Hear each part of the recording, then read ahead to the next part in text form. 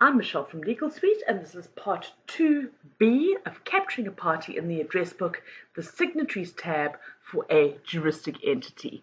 Now, this follows on from part 1B. I'm using the same party, so let us continue after the general screen.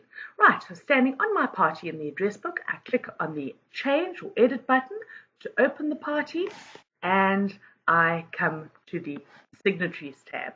Now, the importance of this in the conveyancing space is that you need to set forth every single, in this case, member as it's a CC of the member, as well as notify the program which of these members is going to be a signatory on your documentation. You also need to say how they are authorized to represent the CC. Okay, so at the signatory field, click in it to activate, and we click on the insert button to add our first member. Now, again, there are tooltips which assist you, and this is fairly straightforward.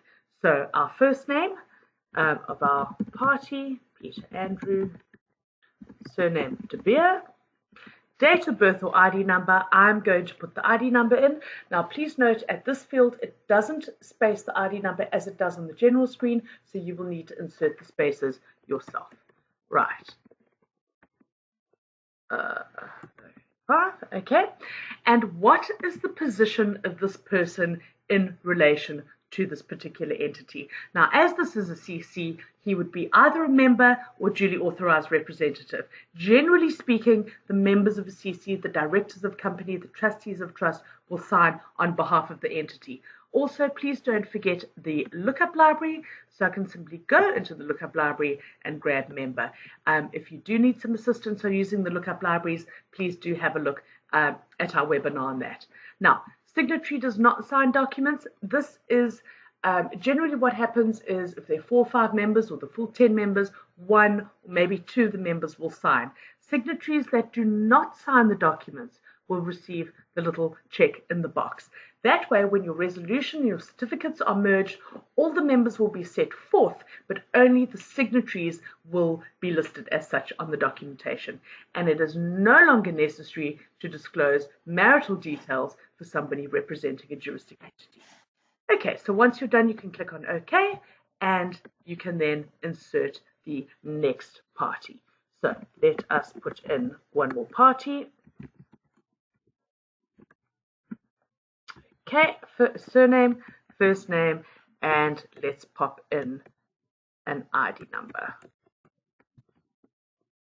Right, and again, his position in relation to this close corporation is that of member, and I'm going to leave the little checkbox off because he will be signing the documents on behalf of the CC. And you have unlimited space. You can add as many members as are relevant. Right, at the authority phrase, how is the authorized signatory authorized to sign? And again, there is a little tooltip here, and if you go to your lookup library, you will more than likely have an authority phrase. If you don't, for example, I don't in this particular database, I can simply add. So it would be duly authorized thereto by a resolution of members, as it is a CC of, and we stop there. We can then say select, and what the program will do is when it merges the documents, it will say Peter Jonathan Sale, duly authorized thereto by a resolution of members of, and will then go and grab the close corporation's name. Okay. At the capacity phrase, it is no longer necessary to say Stephen Jonathan Sale in my capacity as a member, duly authorized thereto. It is sufficient to simply say duly authorized thereto. Now, if this were a company, they would be duly authorized thereto by the directors. And again, what I'm going to do is I'm going to do a quick cheat, Control-C to copy, and I'm going to create another authorized phrase for directors. And while I'm in here, I'm going to Control-C again, and I'm going to do a quick cheat and create another one for trustees for the time being.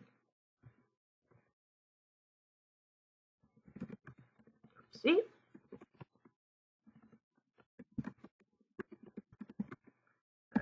Okay, now I strongly recommend that you do stock your lookup libraries, and then you can simply grab whatever is relevant to the matter.